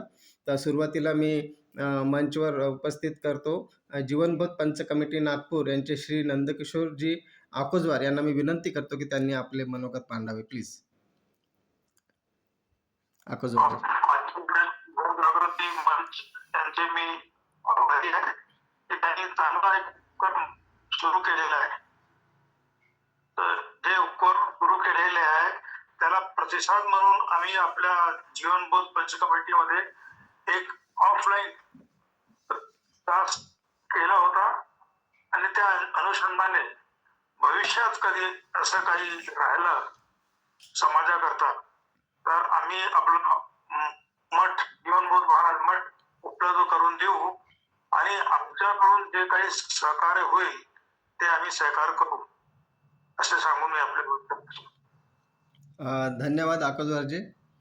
याच्या आधी पण आपला खूप छान प्रतिसाद मिळालेला आहे आणि आम्ही तुम्हाला सुचवू की तिथे आमच्या माध्यमातून कोणते कोणते शैक्षणिक कार्यक्रम होऊ शकतात, ज्या माध्यमातून नागपूरमधील अनेक फॅमिलीपर्यंत आरोग्य असो, मानसिक आजार असो किंवा शैक्षणिक विषय असो, त्याच्यावर आम्ही नक्कीच आपल्या मठच्या माध्यमातून उपक्रम समोर घेऊन जाऊया. समोर मी विश्वब्राह्मण पांचाल सेवा समिती चंद्रपूर याच्या माध्यमातून प्रोफेसर अनूप कन्नोजवार यांना मी आमंत्रित करतो की त्यांनी आपले मनोगत व्यक्त करावे. प्लीज. आहेत का? नमस्कार सर्वांना. नमस्ते. सर्वप्रथम पांचाळ जनजागृती मंच याद्वारे गेल्या 8 महिन्यापासून जो उपक्रम चालवलेला आहे अतिशय स्तुत्य असा उपक्रम आहे आणि समाजोपयोगी असा उपक्रम आहे. संतश्रेष्ठ श्री नरहरी महाराज पुण्यतिथी यांचं औचित्य साधून आजचा हा कार्यक्रम या ठिकाणी आयोजित केलेला आहे आणि डॉक्टर चोप्पावारजींनी विस्तृत अशी माहिती जी आम्हाला आधी नव्हती नरहरी महाराजाबद्दलची ती माहिती आम्हाला मिळाली त्याबद्दल त्यांचं खूप खूप धन्यवाद. मी पहिल्यांदाच या ठिकाणी जॉईन झालेलो. सर्वप्रथम समाज घडविणे त्यानंतर किंवा समाज कसा घडला पाहिजे. आताच डॉक्टर मंगलवारांनी म्हटलं की समाज तज्ञाकडून घडवावा लागतो आणि आपोआप घडला तर तो वेगळ्या पद्धतीने घडतो. माझ्या मते तज्ञ मंडळीकडून जो समाज घडतो तो अतिशय एक चांगल्या मार्गाने जातो. समाजात अनेक अडचणी आपल्याला दिसून येत आहे. त्यानंतर समाजामध्ये होत असलेले अनेक समस्या आहेत. जो उपक्रम आपण शैक्षणिक सांस्कृतिक एक प्रकारे जनजागृती म्हणून चालवला आहे तो अतिशय स्तुत्य आहे. माझ्या मते आजही काही ग्रामीण भागातला काही मागास घटक आहे, काही मागास विद्यार्थी आहे असं म्हणू की ते अजूनही याच्याशी जोडलेले नाहीये. त्यासाठी आमच्याकडून काही प्रयत्न होत असेल तर आम्ही ते करण्याचा पूर्णपणे प्रयत्न करू. मी परमपूज्य नागाचारी महाराज मंदिर ट्रस्ट चंद्रपूर तसेच विश्वब्राह्मण पांचाळ समाज समिती जिल्हा चंद्रपूरचा एक पदाधिकारी म्हणून या ठिकाणी मी माझं मत या ठिकाणी मांडतो आहे.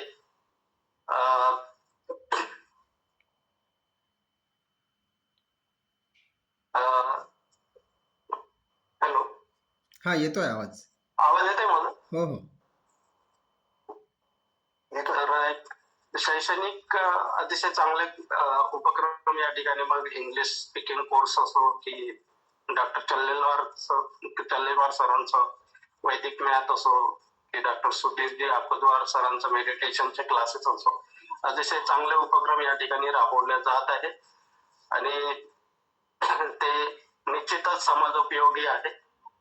आमच्या समितीकडून ट्रस्टकडून जे काही या उपक्रमासाठी पांचाळ जनजागृती मंच साठी समाजापर्यंत पोहोचवण्यासाठी जी काही मदत किंवा जे काही प्रयत्न लागेल ते सर्व 100% प्रयत्न करण्याचा आपण प्रयत्न करू. अलीकडे माझ्या निदर्शनास आले की आजपर्यंत आपली संस्कृती जी टिकली आणि समोरही टिकली पाहिजे, परंतु त्यासाठी अनेक मग आंतरजातीय विवाह असो की यामुळे कुठंतरी वाटत आहे की भविष्यात संस्कृती टिकेल की नाही. बरोबर. तर यावर सुद्धा काहीतरी प्रयत्न व्हायला पाहिजे असं माझं स्वतःचं वैयक्तिक मत आहे. बस एवढं बोलून मी माझे 2 शब्द या ठिकाणी संपवतो. धन्यवाद. तुम्ही विश्वब्राह्मण सेवा समिती चंद्रपूरचे म्हणजे पदाधिकारी म्हणा किंवा प्रतिनिधी म्हणा, इथे उपस्थित झालेला आहात. तर मला असं म्हणायचं आहे की तुम्ही आणि तुमच्या आता पुढे ज्यांचं नाव घेतील अशा सर्वांना एक विनंती आहे की पांचाळ जनजागृती मंचचा कार्यक्रम जर तुम्ही पाहत असाल आणि तो तुम्हाला जर उपयोगी वाटत असेल तर तुमच्या मंडळात, तुमच्या संस्थेत तो कसा राबवाल आणि आमच्या या कार्यक्रमाला किंवा सर्वांच्या या कार्यक्रमाला व्यापकता कशी आणून देणार यावर थोडं बोला. अच्छा, आणून देण्यासाठी किंवा आपला जो रोडमॅप ठरला आहे तो आमच्या सभेमध्ये मांडू आम्ही. जे काही पदाधिकारी आहेत त्यांच्याशी चर्चा करून तो समाजापर्यंत कसा पोहोचवता येईल किंवा मग त्याची व्यापकता जास्तीत जास्त कशी वाढवता येईल, जो मागास घटक आहे ग्रामीण भागातला त्याला कसं जोडता येईल याची चर्चा करून मग बैठकीनंतर सांगू शकतो मी. हो, नक्कीच. आमचा प्रयत्न आहे की तुम्ही बैठकीमध्ये आम्हाला बोलवा. आमच्या उपक्रमाचा कशा पद्धतीचा आराखडा आहे आणि कसं त्याला सहज मांडता येईल, सहज प्रत्येक घरापर्यंत पोहोचवता येईल, ते आम्ही नक्कीच आपल्याला सांगू. आम्ही निश्चितच बैठक जेव्हा राहील तेव्हा त्याआधी आपल्या जनजागृती मंचचे जे काही सदस्य आहे डॉक्टर चोप्पावरजी, आपण आणि इतर समन्वयक त्या सगळ्यांना बैठकीच्या आधी कळवू. हा विषय यासाठी मांडण्यात आला की जोपर्यंत संस्था समाज हा संस्थेकडे बघतो की संस्था समाजासाठी काय करत आहे. नेहमीच प्रत्येक व्यक्तीचं राहते की आपल्या प्रगतीसाठी जी संघटना आहे किंवा जी समिती आहे ते कशा प्रकारचे कार्यक्रम करत आहे, आपल्यासाठी काय त्याचा लाभ होतो आहे हे प्रत्येक सुज्ञ व्यक्ती बघतो. मी पण त्या नजरेनं बघतो. तर या दृष्टीनं आपण समोर चांगले पावलं टाकू आणि सोबत मिळून करूया अशी आमची विनंती आहे. ठीक आहे ना, धन्यवाद. समोर मी विश्वब्राह्मण पांचाळ समाज बहुउद्देशीय संस्था मूल श्री वसंतराव जिरकुंडवारजी यांच्या माध्यमातून यांचं स्वागत आहे आणि यांच्या माध्यमातून कोणी विषय मांडत असेल आज तर त्यांनी विजय भाऊ. पांचाळ जनजागृती मंच पांचाळ समाजाचं जे जनजागृती आहे त्या नावातच टायटलच आपलं पांचाळ जनजागृती आहे. आपल्याला ही जनजागृतीची करायची आहे. हे जनजागृती करताना निवड आपण समन्वय जे आहोत हे एवढेच तर त्याच्यामुळे त्याच्यामध्ये म्हणजे ही जनता आहे आपल्या महाराष्ट्र आहे, विदर्भाच्या बाहेरचे आपण लोक आहोत किंवा विदर्भातले, चंद्रपूर नागपूर हे आपल्या सभोवतालचे जे लोक आहेत त्या सर्वांनी या उपक्रमाला हे उचलून धरायला पाहिजे. आता उचलून धरणं काय तर जिथं जिथं व्यासपीठ तयार आहेत, कारण या कार्यक्रमाला कुठेतरी व्यासपीठाची गरज आहे. जिथं व्यासपीठ उपलब्ध नसेल करणं फार जड जाते होते, परंतु त्याच्यासाठी लोक जुळवून आपण कार्यक्रम हा सादर करणं हा जरा जड जातो. आता राहिला प्रश्न आपण याचे फायदे कसे करून घ्यायचे, तर आपल्याजवळ मान्यवर व्यक्ती उपलब्ध आहेत आणि या मान्यवरांचा जास्तीत जास्त लाभ कसा करून घ्यायचा. खरंच आमच्या मूल येथे त्या दिवशी जो कार्यक्रम झाला 31 जानेवारीला, ही सर्व मान्यवर मंडळी, पांचाळ जनजागृती मंचचे सर्व सभासद, शिक्षक वर्ग, त्यांचे संयोजक आणि हे सर्व कर्तबगार व्यक्ती आमच्या मूलला आलेत. आणि खरंच एक वाखाणणं जोगा मी म्हणणं शोभत नाही, परंतु मला कौतुक करणं या मंडळीचं आणि त्यांचा आभार मानणं हे तेवढेच गरजेचं आहे. कारण या लोकांनी एवढ्या आतुरते तन्मयतेनं एक ते क्लास घेतले, त्यामुळे आमची जी मूलवासी जनता आहे ती मंत्रमुग्ध झाली. त्या छोट्याशा चल्ललवार सरांची कन्या अन्वी, तिचं ते बौद्धिक कौशल्य, सरांची शिकवण्याची हातोडी, सुधीरराव कलास्केवार सर होते, यांच्या त्या मधुर वाणीतून त्यांनी लोकांना किती ओतप्रोत केलं. लोकांना पटलं हे व्यक्ती सुद्धा त्याच्या कार्यक्रमातून हलू शकला नाही. सायंकाळ झाली होती, उशीर झाला होता कार्यक्रमाला 2-3 तास, तरी परंतु कोणतीही व्यक्ती तिथून हटली नाही. तर एवढी त्यांच्यात पॉवर आहे असं मला म्हणावंसं वाटते. तर या पॉवरचा प्रत्येकाने कसा लाभ करून घ्यायचा हे प्रत्येकाने विचार करायला पाहिजे. ज्या अर्थी आमच्या मूलवासियांना हे सर्व दिसून आलं तेव्हा असं वाटलं खरंच इथं काहीतरी घेण्यासारखं आहे. जोपर्यंत आपण या मंचचे कार्यक्रम इतरत्र जिकडे तिकडे आपण घेऊ शकणार नाही, प्रसार होणार नाही, प्रचार आणि प्रसार ह्या दोन्ही गोष्टींची गरज. राहिला प्रश्न आता अनुप सरांनी म्हटलं होतं की आंतरजातीचं, ते प्रत्येकाच्या व्यक्तीचं ते आणि त्यांच्या विचाराचे ते आहे. आपण याला तर बंधन घालणं आपल्या याच्यामुळे कठीण जाईल. त्यांनी व्यक्त केली खंत, बरोबर आहे त्यांचं, कारण आपण नावाला आपले बरेचसे पदाधिकारी आहेत, चांगल्या पदावरचे लोक आहेत, परंतु हे पदावर असून सुद्धा त्या मार्गाकडे वळलेले आहेत. खरंच अनुप सर तुमचं म्हणणं रास्त आहे, परंतु त्याला आपण रोखू शकणार नाही असं मला तरी वाटते. कारण आजची जी पिढी आहे ही पिढी कुठल्या मार्गाने चालली, त्याला आपण कसं डायव्हर्ट इकडे करायचं हे या मंचाचा वापर करून आणि या मंचाच्या माध्यमाने मंचाचे विचार, यांची शैक्षणिक गुणवत्ता, त्यांचा सर्वांगीण विकास करण्यासाठी या मंचाची फारच गरज आहे. करिता सर्वांनी या मंचाचा जिथं जास्तीत जास्त उपयोग करून घेता येईल आणि हे लोक जुळून कसे राहतील.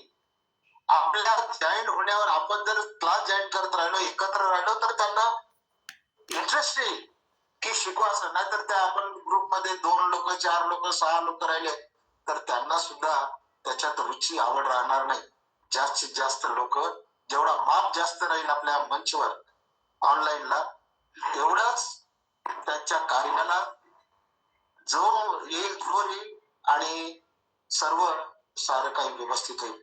राहिले प्रश्न प्रत्येकात या कार्यकारिणी त्यांचे उपक्रम आहेत गावातील, त्यांच्या स्थानिक पातळीवर, तालुका जिल्हा लेवलचे, त्या तालुक्याच्या जिल्हा लेवलच्या त्यांचे जे काही लोकांच्या कल्याणाकरता जे मनसुबे आहेत त्याच्याकरता सुद्धा या मंचचा वापर होऊ शकतो, फायदा होऊ शकतो. हे लोक मान्यवर आल्यानंतर तिथल्या लोकांची जागृती होईल, जनजागृती होईल. हे एवढेच माझ्या क्षणी सांगायला लागते. थोडं जास्त वेळ होती. शाबास. खूप खूप आभार आपले विजय भाऊ. विश्वकर्मा पांचाळ समाज बहुउद्देशीय संस्था पोंभुर्णा इथून श्री सोमेश्वर कुंदोजवारजी, मी यांना विनंती करतो की त्यांनी आपले मत मांडावे. पोंभुर्णातर्फे संदीप बद्दलवार, मी यांना विनंती करतो की त्यांनी पोंभुर्णा बहुउद्देशीय संस्था यांच्या माध्यमातून आपले मत मांडावे. संदीप, नमस्ते. पांचाल जनजागृती मंच यांच्या वतीने आज सुवर्णकार समाजाचे थोर संत श्री नरहरी महाराज यांची 741वी पुण्यतिथी आभास पद्धतीने आपण संपन्न करीत आहोत. याकरिता विश्वकर्मा पांचाल समाजाचे गाढे अभ्यासक तसेच पांचाल जनजागृती मंचाचे सर्वेसर्वा डॉक्टर चक्रपाणी चोपारजी, तसेच आपल्या समाजाला नवी दिशा मिळण्याकरता सतत प्रयत्नशील असणारे संघटक डॉक्टर मंगलवारजी, तसेच पांचाल जनजागृती मंच व संपूर्ण समाज बांधव. जो महत्वाचा विषय होता तो विषय म्हणजे श्री नरहरी महाराज यांची पुण्यतिथी. या विषयात थोडंसं मी बोलतो आहे.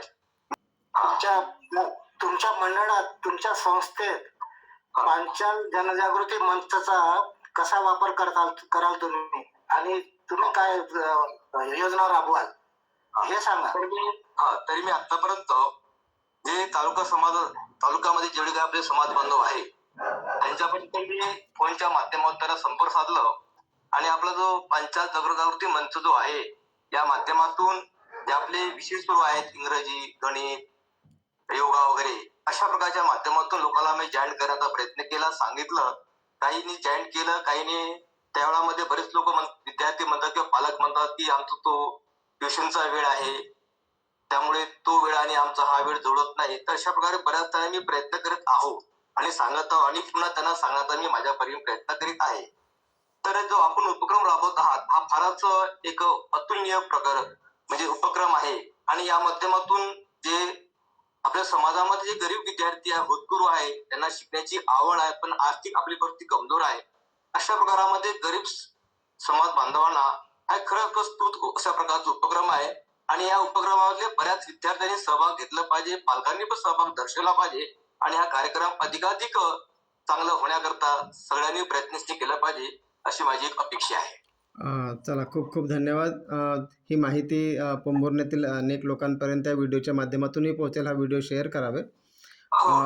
आता आमच्या मंचवर सुधीर भाऊ आकोजवार हे आम्हा सर्वांना पालकत्व व व्यक्तिमत्व विकास ध्यानाच्या माध्यमातून कसं घडवायचं हे नेहमी सांगत आले आहेत.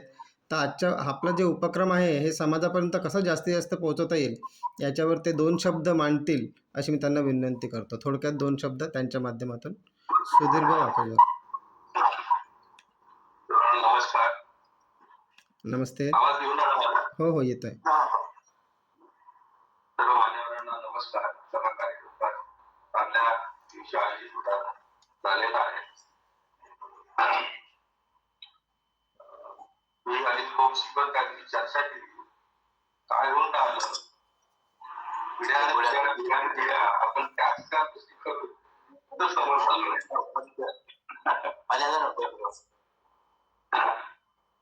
काय होऊन राहिलं म्हणजे आता पांचाळ सेवा समिती सर्व समित्या आज जरी कार्य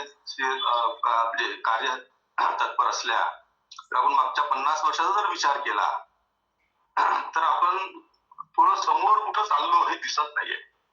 हे सहज एक आढावा घेतला.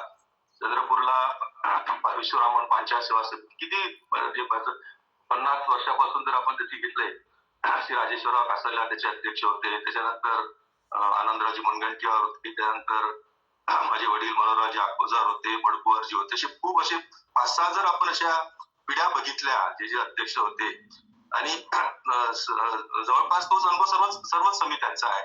आपण थोडं समोर नाही चाललो. त्याचं कारण असं आता चोपावरजींनी फार चांगला इतिहास सांगितला. नरहरी महाराजांचा आपल्याला अनुभव आला, म्हणजे पूर्ण हिस्ट्री सांगितली, फार चांगल्या पद्धतीने सांगितली. पण त्या हिस्ट्रीचा जोपर्यंत आपण उपयोग करणार नाही तोपर्यंत काही अर्थ नाही, काही अर्थ नाही, आपल्यात परिवर्तनच घडणार नाही. आज समाजाची जी स्थिती आहे, समाजाची स्थिती फार वाईट नाही आहे, आपण चांगले आहोत. पण कुठंतरी आपल्या कौटुंबिक संस्काराला, आपल्या मुलांना, भावी पिढीला कुठं वळण वेगळं लागलं पाहिजे. नाविन्यपूर्ण टेक्नॉलॉजी येत आहे, चांगलं आहे, सर्वच चांगलं आहे.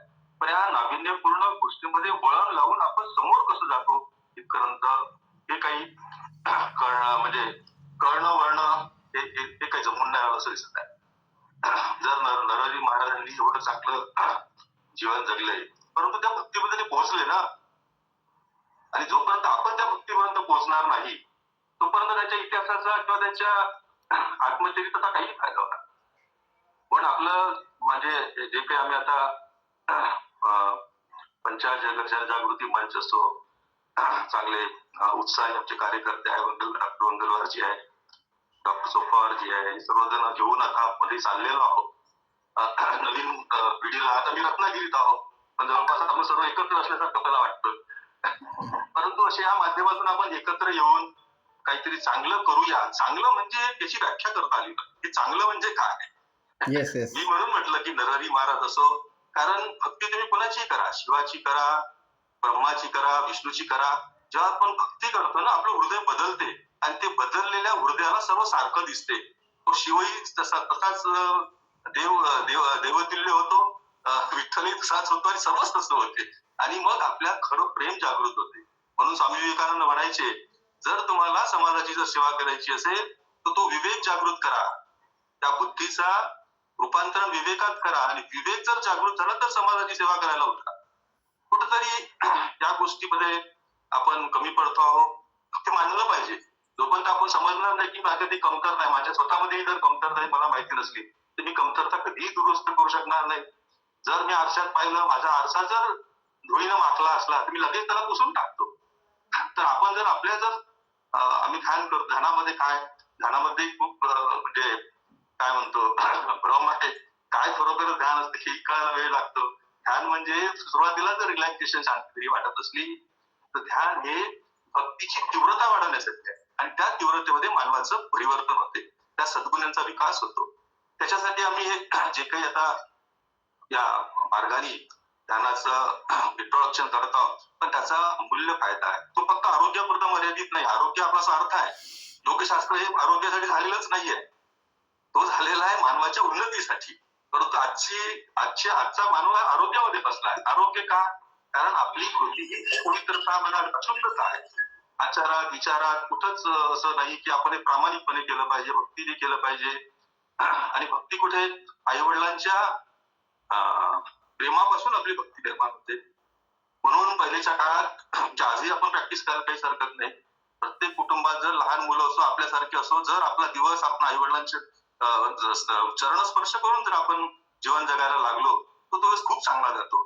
याचं कारण असं आहे, आज जर कुटुंबात पाहिलं, मुलांना आई वडिलाप्रती काहीतरी किलबिश, वडिलांना मुलाप्रती काहीतरी किलबिश, हे किलबिश सर्व वयात आहे. आणि सर्व किलबिश काढून देण्यामध्ये काय आहे, जर तुम्ही रोज सकाळी आई वडिलांचे चरण स्पर्श जर केले तर आई वडिलांच्या मनातही प्रेम उत्पन्न होतो, मुलांच्या किलबिशही निघून जातो, दिवस चांगला जातो. प्रत्येक कुटुंबात अशा जागृत भक्तिभाव निर्माण होण्याची गरज आहे. तर आमच्या या ध्यानाच्या मार्गातून याच प्रकारच्या काही गुणांचा विकास कसा होईल, तरुण पिढी असो, युथ असो, सिनियर सिटीजन, सर्वांमध्ये सर्व गुणांचा विकास होण्याची गरज आहे. आपलं आयुष्य संपलेलं नाही आहे, आणि जोपर्यंत आपलं आयुष्य संपणार नाही आपण अशा प्रयत्नातच असणार आहोत. आणि जेव्हा अशा गुणात्मक विकास होतो तर कुटुंबाचा, समाजाचा, सर्वांचा विकास झाला. पण मी आज एक पोस्ट पण टाकली की सध्या आपल्या पिढीला, आपल्या समाजाला एक थॉट लिडरशिप आणि ऍक्शन लिडरशिप, असं नाही. योग हा कर्मचं कौशल्य म्हणजे नुसतं आपल्याला योग करत घरी भजन करायचं नाही आहे.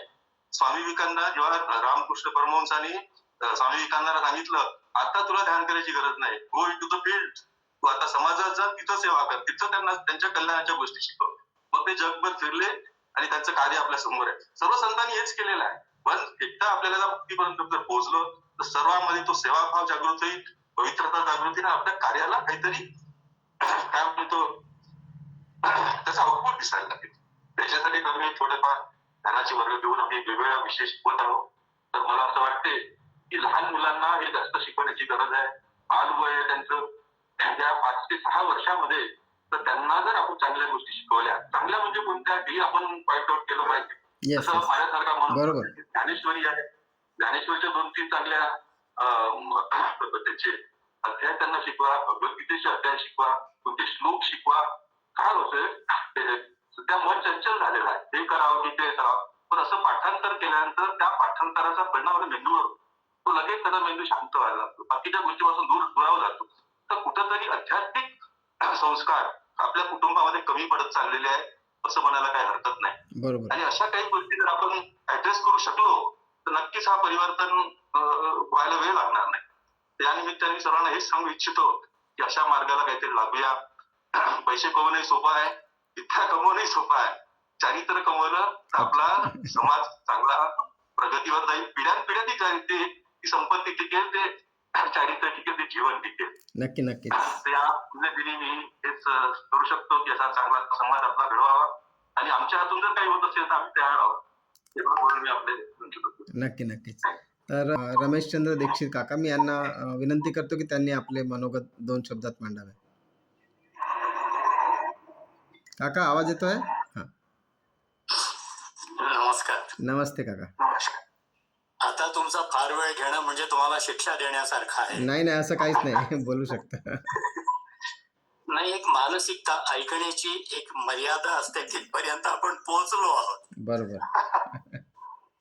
आता जो कार्यक्रम आहे, खरं तर तुम्हा पंचाल जनजागृती मंच आणि तुम्ही सगळे समन्वयक म्हणा, संघटक म्हणा, तुम्हा सगळ्यांचं मी वेळोवेळी कौतुक केलेलं आहे.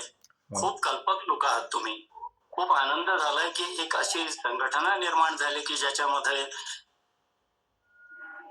अशा समाजाभिमुख विचार असलेल्या लोकांचा समूह तयार झाला आणि ते त्या दृष्टीने प्रयत्न करतायत. खूप चांगल्या उपक्रमांचा उल्लेख आतापर्यंत बाकीच्या वक्त्यांनी केला. त्याची पुनरुक्ती करण्याची गरज नाही. तुम्हा लोकांचं खरंच मनापासून अभिनंदन. त्यातलाच आजचा हा एक कार्यक्रम संत नरहरी महाराजांचा स्मरणार्थ. खरं तर मीही 2 पुस्तकं घेऊन बसलो होतो. एका पुस्तकाचा उल्लेख सोपावाने केलाच, चिंचमाला पुरेंचं पुस्तक, ते माझ्याजवळ आता समोर होतं. काय आहे, ही सगळी संत मंडळी समाज सुधारकच होती. कर्मधर्म संयोगाने ज्या ज्या ज्ञातीमध्ये त्यांचा जन्म झाला, त्यांचे पूर्वज जो पेशा करत होते त्या पेशाच्या लोकांमध्ये त्यांचा जन्म झाला आणि त्या त्या जाती त्यांना चिकटल्या आणि त्या त्या जातीचे लोक ते संत आमचेच असं म्हणून त्यांना त्यांचं वर्तुळ मर्यादित करायला लागलंय. ही बाब ठीक आहे की ज्या जातीत आपला जन्म झाला त्या जातीतल्या एखाद्या संत महात्म्याचा आपण गौरव करणं, पण संत महात्मे हे काही फक्त एका जातीपुरते मर्यादित नव्हते. ते सगळ्याच जाती धर्माचे होते. त्यांच्याविषयी आदर बाळगणे, गौरव बाळगणे त्या त्या जातीतल्या लोकांचं स्वाभाविक आहे. परंतु त्यांना काही असं जातीच्या मर्यादेत बांधता येणार नाही. ही सगळी मंडळी श्रेष्ठ, पूजनीय. नरहरी महाराजही तसेच होत आहे. हा भाग आता इतिहास संशोधकांचा आहे की ते माळवीचे होते की लाडचे होते, कारण प्रत्येक उपजाती सोनारांच्या ते आमचे होते असं म्हणतात. पण जसं आता चोपावाराने अंचाळाचा उल्लेख केलाय त्यांच्या बाबतीत, नरहरी महाराजांच्या बाबतीत, तर माळवी सोनार याचे पुरावे मांडण्याचा प्रयत्न करतात. असो, जातीचं लेबल त्यांना चिकटवण्यात, एका पोटजातीचं लेबल चिकटवण्यात अर्थ नाही. सोनार समाजाचे होते. पांचाळाचा उल्लेख नामदेव महाराजांनी केला, म्हणून आपणही त्यांचा गुणगौरव करूया, त्यांच्याविषयी कृतज्ञता व्यक्त करूया. त्यांनी दिलेली शिकवण अंमलात आणण्याचा प्रयत्न करूया. मित्र हो, समाजाच्या उन्नतीबद्दल बऱ्याच समाज धुरीणांनी आणि विविध ठिकाणच्या संस्था प्रमुखांनी आपले विचार व्यक्त केले. एक मी कुठल्या संस्थेचा पदाधिकारी नाही आहे, म्हणजे आपल्या समाजाच्या संस्थेचा, पण थोडंफार काम मीही केलेलं आहे. आणि समाजाच्या प्रगतीची चिंता मलाही आहे. समाज वाढला पाहिजे, विकास झाला पाहिजे. एक सुचवावं असं वाटतं, आपण ठिकठिकाणच्या संघटनांचे प्रमुख आहात आणि पांचाल जनजागृती मंच त्या दिशेने प्रयत्न करतो आहे. एक चांगलं माध्यम हे आता उपलब्ध झालंय आपल्याला, ऑनलाईन. याद्वारेच आपण हे सगळं करतो आहोत. माझा मूळ मुद्दा हा आहे की ह्या ज्या संघटना आहेत, या संघटनांमध्ये एक समन्वय साधता येईल का? या संघटनांच्या प्रमुखांची एखादी अशी समन्वय समिती स्थापन करता येईल का की ज्यांच्या मीटिंग ऑनलाईन का होईना पण घेता येतील. नक्की. आणि त्या समन्वय समितीने सारासार विचार करून जनजागृती, पांचाल जनजागृती मंच आणि त्यांच्या एकूण उपक्रमांचा विचार करून घरोघरापर्यंत आपापल्या क्षेत्रात कसं पोहोचवता येईल, त्यासाठी निरनिराळ्या मोहल्ल्यातले कार्यकर्ते गोळा करता येतील का? कारण सगळ्यांना एकत्र करतो म्हटलं ते येत नाही. आणि म्हणण्याचं तात्पर्य असं की एखादी अशी समन्वय समिती असावी, केंद्रीय समन्वय समिती या सगळ्या संघटनांची. म्हणजे जो विचार ती केंद्रीय समिती मांडेल तो त्या संघटनेचे प्रमुख आपापल्या क्षेत्रामध्ये राबवण्याचा प्रयत्न करतील. मी आता फार विस्तृत बोलत नाही. एक दुसरी गोष्ट अशी की मला ही जाणीव आहे की पांचाल जनजागृती मंच पालकांनाही उद्बोधित करण्याचा प्रयत्न करतो. मुलांना पिढी घडवण्याच्या दृष्टीने उद्बोधित करण्याची जशी गरज आहे, सांगण्याची जशी गरज आहे ना, त्या पालकांना सांगण्याची जास्त गरज आहे. तेच चांगले संस्कार करू शकतात. त्यामुळे या पालकांना अतिशय गांभीर्याने, दोघांनाही त्यांच्यासाठी संस्कार वर्ग घेण्याची नितांत आवश्यकता आहे. ही समन्वय समिती तसं करू शकते. पांचाल जनजागृती मंच निरनिराळ्या ठिकाणी जाऊन कितपत करणार, त्यांनाही मर्यादा आहे.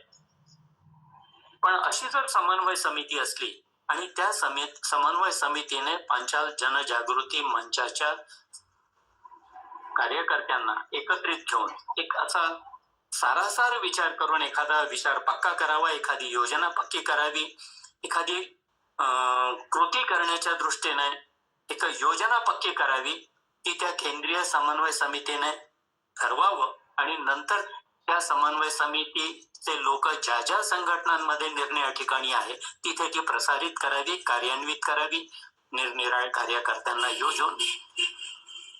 अशी माझी एक रफ ढोबळमानाची योजना सांगावीशी वाटली. त्यावर सारासार विचार व्हावा असं वाटतं. गंभीरपणे विचार केला तर बरंच काही सुचू शकेल. खूप धन्यवाद आपण मला 2 शब्द बोलण्याची परवानगी दिल्याबद्दल आणि आपण ऐकून घेतल्याबद्दल. आज दीक्षित काकांनी माझ्या हृदयातली क्रांतिकारी ज्योत पेटवली. याचाच अर्थ असा की तुम्ही हे असे कामं अनेक केलात, म्हणून आज तुमच्या माध्यमातून जे पीडा आज मला समजली, जे शब्दांच्या स्वरूपात तुम्ही मांडली ना, ते माझ्या मनातलाच विषय तुम्ही सर्वांच्या समोर ठेवला. आणि खरंच असं व्हायला पाहिजे. जितक्या कोणत्या समिती आहेत त्यांच्या मनामध्ये जर खरोच समाजसेवा असेल तर त्यांनी हा पाऊल नक्की उचलावं अशी विनंती आम्ही सर्वांना. आता मी नक्कीच मी आता डॉक्टर सुधाकर पंडित यांना विनंती करतो की त्यांनी आपले मनोगत मांडावे. प्लीज. नमस्कार सर्वांना. नमस्कार. पांचाल जनजागृती मंच यांचा जो उपक्रम आहे तो अतिशय चांगला आहे. हॅलो, ऐकू येतंय ना? हो हो येतं. हा हा, उपक्रम अतिशय चांगले आहेत, परंतु आमच्यासारख्या लोकांना, म्हणजे जे विदर्भामध्ये किंवा तर तुमच्या आसपास राहत नाहीत अशा लोकांना ते ऑनलाईन उपलब्ध झाले तर फार चांगलं होईल. कारण मी नक्कीच. गेल्या टिपेसही सांगितलं होतं की आता तो मगा डॉक्टर सुधीरांनी सांगितले की ते ध्यानधारणेचे क्लासेस घेतात, तर त्यांचं ते आम्हाला ऑनलाईन जर मिळाली लिंक तर आम्हाला ते जॉईन करता येतील. ते एक आहे. आणि दुसरं महत्वाचं म्हणजे की जेव्हा तुमचे सगळे ऑनलाईन कार्यक्रम मिळतात तेव्हा मला माझे जेवढे काही संघटनेचे किंवा ग्रुप्स आहेत तिथं सगळ्यांकडे मी हा पाठवतो मेसेज. त्यामुळं काही लोक जॉईन होतात, काही लोक होत नाहीत, परंतु त्या पद्धतीनं मी प्रयत्न करतो आहे. दुसरं महत्वाचं म्हणजे की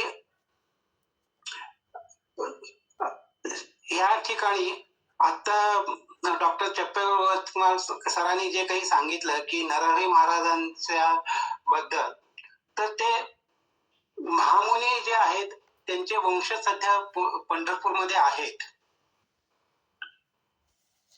आणि ते सध्या पंढरपूरच्या ठिकाणी जे मंदिर आहे नरहरी महाराजांचं तिथं ते पौरोहित्यही करतात. आणि आता इथं आपल्या या मीटिंग मध्ये सुभाष मेजपाठक म्हणून एक जण आहेत, ते नरहरी महाराजांचे जी पंढरपूरची संस्था आहे तिथं त्या संस्थेच्या कार्यकारिणीवरती ते काम करत आहेत. अच्छा. एवढं सांगून मी माझे 2 शब्द संपवतो. त्यांना विनंती करूया की त्यांनी पण आपले मनोगत व्यक्त करावे. आता मी वेदपाठक सरांना विनंती करतो की त्यांनी आपले मनोगत मांडावे. आणि मी सुभाष नारायण वेद पाठक. हां सर, प्लीज तुमचं स्वागत आहे आमच्या मंचवर. कृपया आपण आपले मनोगत मांडावे प्लीज. पांचाल जनजागृती मंच किंवा संघटना जे काही तुमचं असेल ते मी आज पहिल्यांदाच तुमच्याकडे जॉईन झालेलो आहे. हो बरोबर. माझे आत्ते भाऊ सुधाकर पंडित यांनी मला आज लिंक पाठवलेली होती ओके. आणि त्या लिंक वरून मी आज तुमच्याकडे जॉईन झालेलो आहे. आता या ठिकाणी शुभांगी ताई आहेत, डॉक्टर चक्रपाणी सर आहेत, अनिल सर आहेत किंवा माझे भाऊ सुधाकर सर आहेत. बाकी काही मला माझे आज परिचय नाही किंवा हे नाही. फक्त मला डॉक्टर चक्रपाणी सर हे आपल्या थोडीशी विसंगती वाटते की आपल्या नरहरी महाराजांच्या साहित्य, अभंग, गाथा, चरित्रावरती आजची पुण्यतिथी ही 740वी पुण्यतिथी म्हणून आम्ही आज पंढरपूरमध्ये साजरी केलेली आहे. चक्रपाणी सरांनी 741 सांगितली.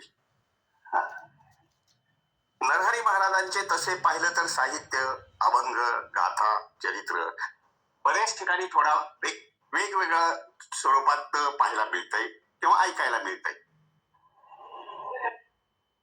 तर मला एक असं म्हणायचं आहे की प्रत्येक ठिकाणी थोडाफार फरक पडणार आहेच, पण आपल्याला योग्य वाटेल असं साहित्य आपण, अभंग आहेत भरपूर, चरित्र आपल्याला जमा करावं लागेल, असं सर्व काही आपल्याला एका छताखाली आपल्याला घेऊन सामावून घ्यावं लागणार आहे. मी सुभाष नारायण वेद पाठक, संत नरहरी महाराज समाधी मंदिर ट्रस्ट पंढरपूर, महाद्वार पंढरपूर या ठिकाणचा मी ट्रस्टी आहे. आज समाधी मंदिर आपल्या महाराष्ट्रात म्हणा कुठंच नाही, फक्त ते पंढरपूरमध्येच आहे आणि ते समाधी मंदिर आहे आणि त्या ठिकाणी समाधी आहे आणि महाराजांच्या पौत्रिका आहेत.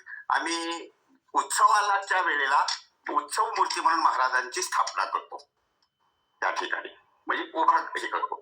आणि समाधीच्या पाठीमागे विठ्ठलाची मूर्ती आहे पंढरपुरात. तुम्ही कोण मूळ जी समाधी मंदिर आहे ते मूळ नरहरी महाराजांचं घरच आहे हे मी तुम्हाला आवर्जून सांगतो. आणि त्या समाधी मंदिराच्या समोरच हे मल्लिकार्जुनाचं मंदिर आहे.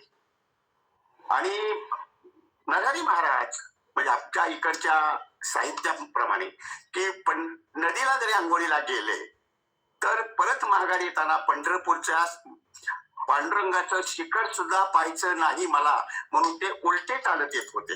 आपल्या घरापर्यंत, असं आमच्याकडच्या साहित्यामध्ये सांगितलं जातं. कीर्तनकार असतील, महाराज असतील, या लोकांनी. आता यामध्ये आपल्याला काही जास्त पडायचं नाही, कारण का आपल्याला यामध्ये आपल्याला जास्त खोलात जायचं नाही.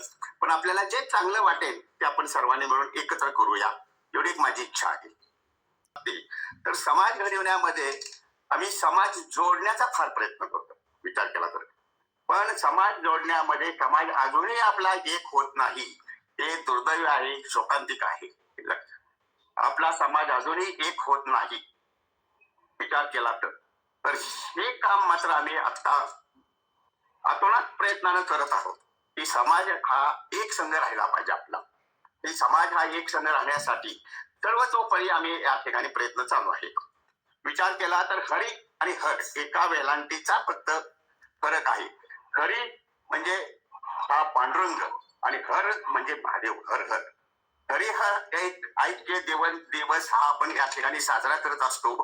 हरिहर म्हणजे दोन महाराजांना त्या दिवशी साक्षात्कार झाला की हरी आणि हर हे वेगळे नाही.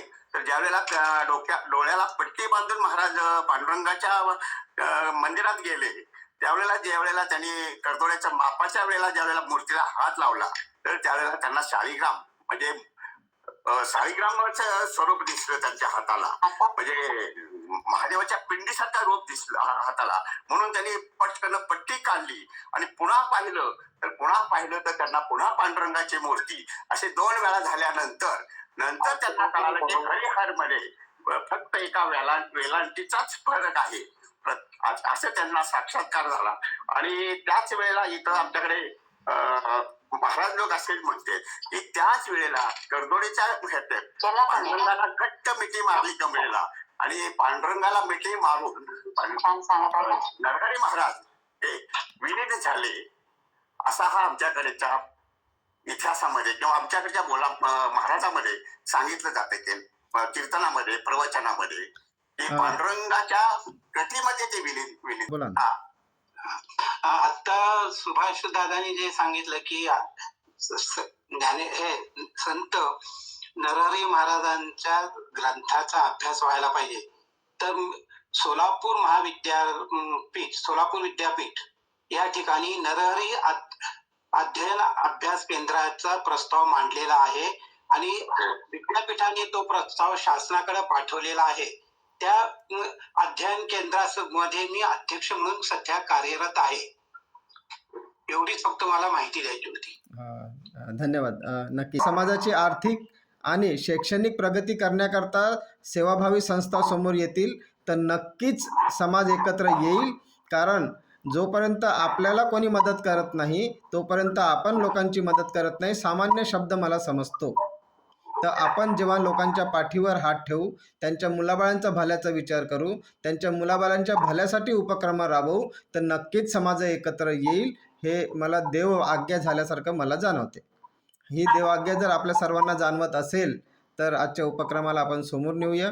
मी एक तुम्हाला या आजच्या उपक्रमातून सांगतो की आपण सर्वांनी मिळून जरी एक पंढरपूरमध्ये काही कार्यक्रम घ्यायचा असेल, त्याला माझं 100% हे राहील, तुमच्या बरोबर साथ राहील. आणि जो काही कार्यक्रमाला जे काही हे लागेल ते मी स्वतः एकटा करायला तयार आहे. नक्कीच आम्ही याच्याबद्दल बोलू आपल्याशी. आम्हाला खुशी होईल तिकडे येऊन जर आम्ही ते आपला उपक्रम सांगू शकलो तर. आजचा कार्यक्रम सर्वजण आलात, सर्व समितीचे मेंबर्स आलेत, अध्यक्ष आलेत, डॉक्टर चक्रपाणी चोप्पावर यांनी माहिती दिली आणि विशेषतः आज सुभाषभाऊ वेदपाठक व डॉक्टर सुधीर आकोजवार व अनेक मंडळी आणि दीक्षित काका सर्वांनी मनातून समितींना एक संदेश दिला की चला आपण एकत्र येऊया.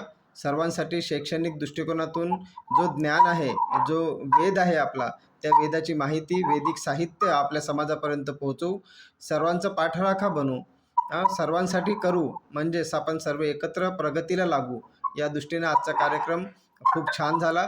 आपण सर्व आलात याकरता मी सर्वांच्या वतीने, आपल्या मंचाच्या वतीने आपल्या सर्वांचा आभारी आहे. खूप खूप धन्यवाद. आजचा कार्यक्रम इथेच संपला असं मी घोषित करतो. धन्यवाद. Thank you very much.